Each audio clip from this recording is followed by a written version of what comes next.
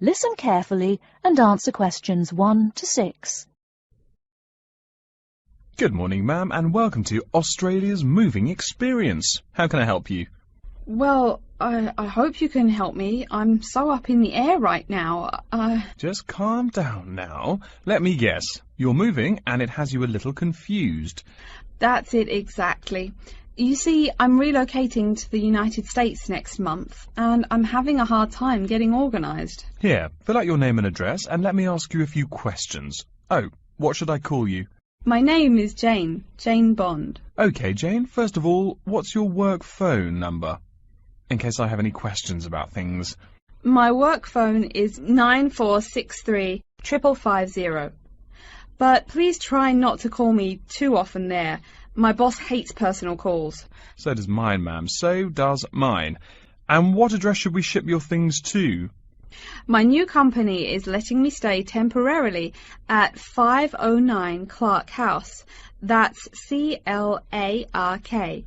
1137 University Drive in Seattle. Seattle? Beautiful city, I hear. Mountains right beside the ocean almost. Cooler than Australia, too. OK, and when should we come pack your things? I guess that would be on Monday, March 11th. Do you want any help with an after-packing clean-up? We do that for a small additional charge. Yes, that would be helpful. I promised the landlord I'd give her the keys back by 5 p.m. on Thursday the 14th. Great. We'll just schedule the clean-up for that day. That way, the place will smell clean and there'll be no dust. Well, you do think of everything. Oh, how much is this going to cost? Here is a list of our basic prices. Oh dear, this seems rather expensive. Yes, ma'am, but you're paying for the best. We're careful and we're fast. Like we say, the only thing we break are speed records getting you moved. Well, maybe that's so. Oh, I nearly forgot to tell you. I don't want my furniture shipped with me. I won't be looking for an apartment till after I arrive in America. Would it be possible to put my furniture in storage here for a month, then have it sent along later? Of course, we do that all the time. A couple of other things. Here at A Moving Experience, we try to pack your things logically. We don't just throw stuff in boxes. Now listen and answer questions 7 to 10. Do you have any special requests? You know, things you want packed in some special place, so you know where to find them. Like what? Oh, I don't know. Things like dishes, maybe. Not to be rude, but you look like a lady who likes to eat. Ah, yes, I need my dishes and things where I can find them quickly. Great. We'll put those dishes and cutlery in what we call the emergency pack. Can you think of anything else? I do have an antique tea kettle my great-grandmother gave my mother. I wouldn't want to lose that. So I guess you'd better put that in storage with the furniture. Grandma's tea kettle with the furniture. Got it.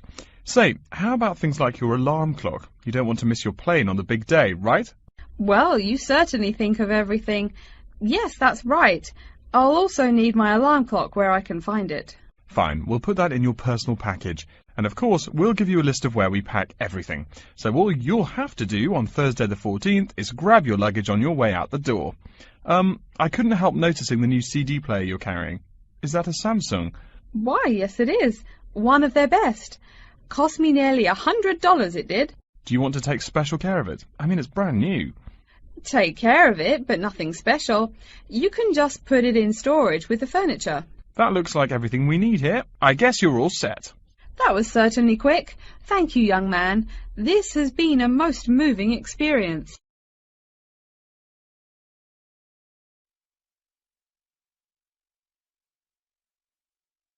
Now listen to the first part of the talk and answer questions 11 to 17. I'm very pleased to have this opportunity to tell you something about the Run Well charity and the work we do. I'll give a brief overview of what we do, and I hope you may be able to help, and then there'll be time for questions at the end.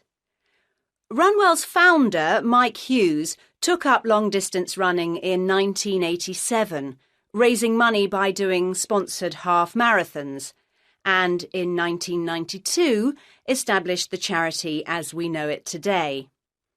By 1997, the runs were being filmed by local TV, and today they appear on national TV every year. All the funds collected by Runwell go to the hospital, with the idea that those fit enough to run use their energy to assist the provision of people who are unwell for whatever reason. Now, if you want to race, and I assume that's why many of you are here, let me explain a couple of the basics. Races are run by teams, so you need to form and register a team. What you wear to run in is up to you, and I know some teams come up with some pretty wacky ideas. We have a standard design for your numbers, which we ask you to reproduce. So you make them up according to that standard. We don't want to spend valuable funds on doing that ourselves. Now, the race is run as a kind of relay, so while you won't actually compete side by side, we do recommend that you train as a group. This helps to optimise performance and build team spirit. It will also give you a fair idea of how much you need to eat and drink over the race distance. This is clearly essential for an effective performance, so please make sure you come along to the race with sufficient food and drink. Again, we don't spend money on providing that, but you do need to keep yourself going for the 20-kilometre course. The course goes through the town, then out through Highfield Park, concluding in the main square, where the applauding spectators will be ready to greet you. There are many different prizes, including oldest runner, youngest runner, team with the most sponsorship, team with the best costume. That one's donated by Zoom Fashions. The Mayor will introduce the Minister for Health, who will hand over each prize to the winners, and then the hospital president will make a short speech.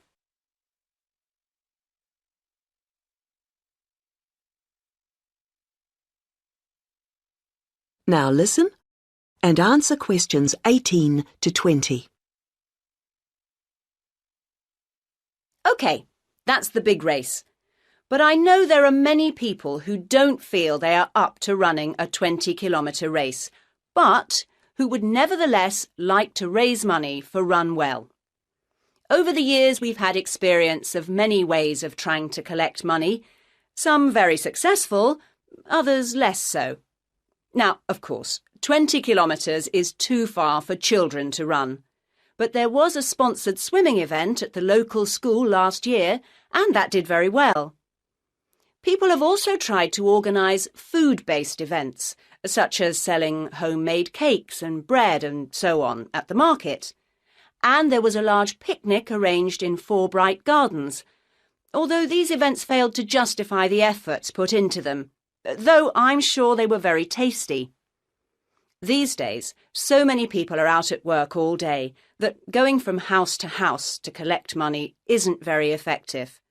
But it is possible to raise useful funds by selling small promotional items, such as badges with the Runwell motif on them. We're currently checking to see if postcards, perhaps showing the race's winners each year, might also be a good idea or not. We do appreciate the efforts that have gone into selling second-hand goods, but to be honest, the returns have not been very high on this. One very dedicated group organised a team quiz recently, which went very well, and it would be good to see more such activities. There's also been talk of a concert, but we'll have to see how plans for that progress. Now, are there any questions at this stage?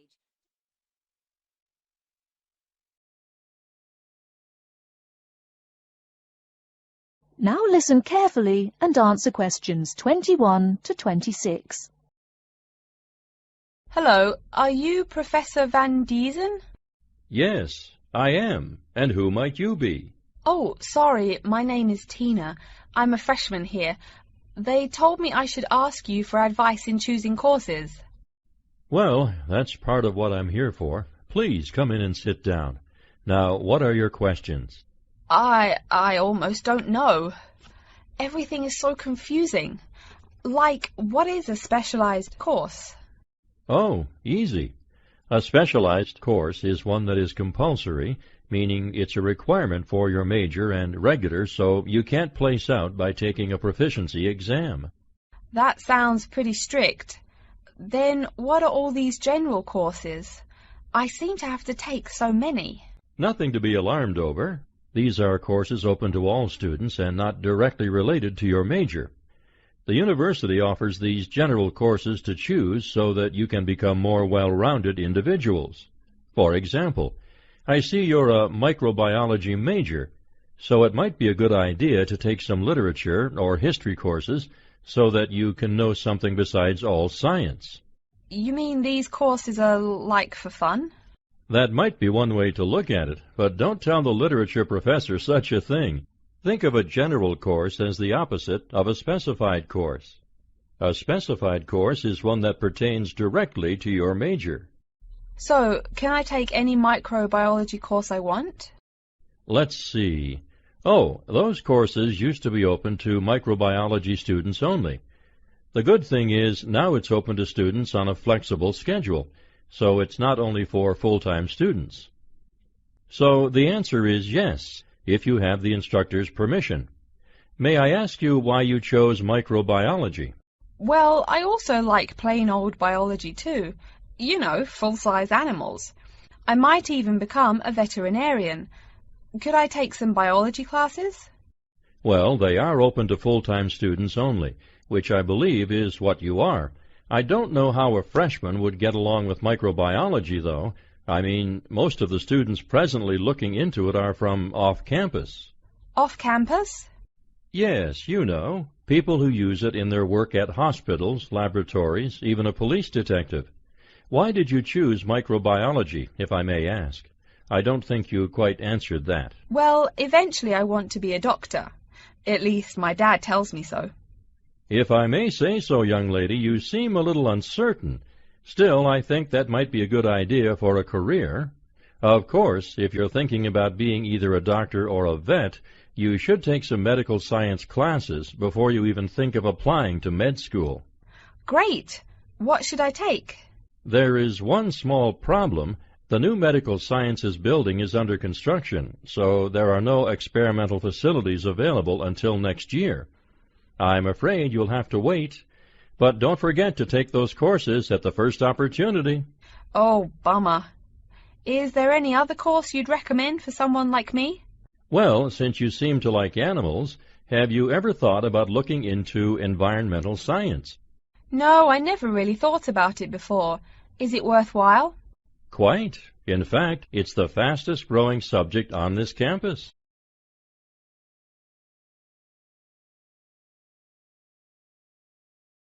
Now listen and answer questions 27 to 30. I'm sorry, I couldn't help noticing the long list of classes you've written out there. May I have a look? Oh, sure.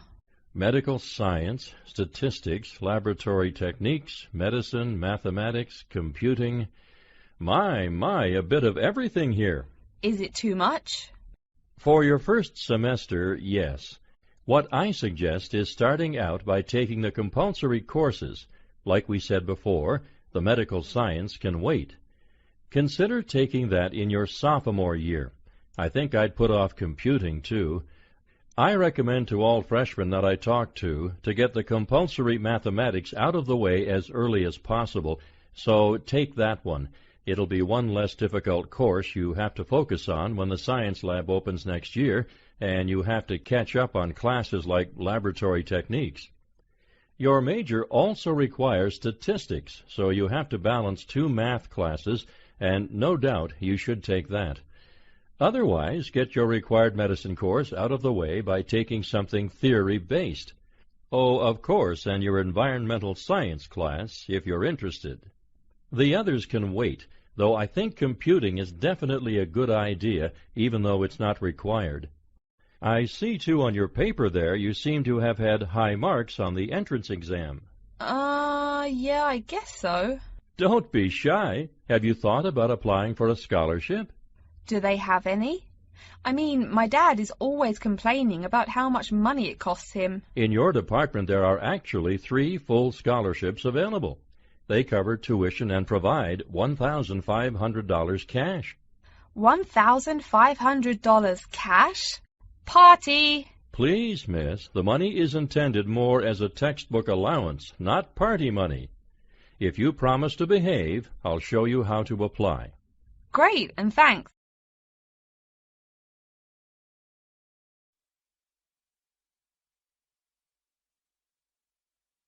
Now listen carefully and answer questions 31 to 40. Last week we looked at some general principles associated with marketing, and today I'd like to look at some of those points in a little more detail. So, what is marketing? Or put another way, what does the term marketing mean? Many people think of it simply as the process of selling and advertising, and this is hardly surprising when every day we are bombarded with television adverts, mail shots, and telephone sales. But selling and advertising are only 2 functions of marketing. In fact, marketing, more than any other business function, deals with customers. So perhaps the simplest definition is this one. Marketing is the delivery of customer value and satisfaction at a profit. In other words, finding customers, keeping those customers happy, and making money out of the process. The most basic concept underlying marketing is the concept of human needs.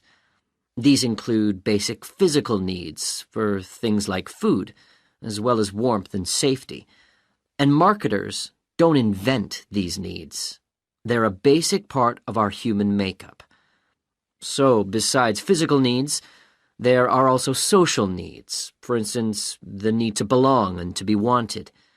And in addition to social needs, we have the need for knowledge and self-expression, often referred to as individual needs. As societies evolve, members of that society start to see things not so much in terms of what they need, but in terms of what they want. And when people have enough money, these wants become demands. Now, it's important for the managers in a company to understand what their customers want if they're going to create effective marketing strategies, so there are various ways of doing this. One way at supermarkets, for instance, is to interview customers while they're doing their shopping. They can be asked about their buying preferences, and then the results of the survey can be analyzed. This provides reliable feedback on which to base future marketing strategies. It's also quite normal for top executives from department stores to spend a day or 2 each month visiting stores and mixing freely with the public, as if they were ordinary customers, to get an idea of customer behavior. Another way to get information from customers is to give them something. For instance, some fast food outlets give away vouchers in magazines or on the street that entitle customers to get part of their meal for nothing. As well as being a good way of attracting customers into the restaurants to spend their money, it also allows the managers to get a feel for where to advertise and which age groups to target. Another strategy employed at some well-known theme parks, such as Disneyland, is for top managers to spend at least 1 day in their career touring the park dressed as Mickey Mouse or some other cartoon character. This provides them with the perfect opportunity to survey the scene and watch the customers without being noticed. Okay, well, we mentioned customer satisfaction at the beginning of this lecture, and I'd like to return briefly to that as it relates to what we've just been talking about. If the performance of a product falls short of the customer's expectations, the buyer is going to be dissatisfied.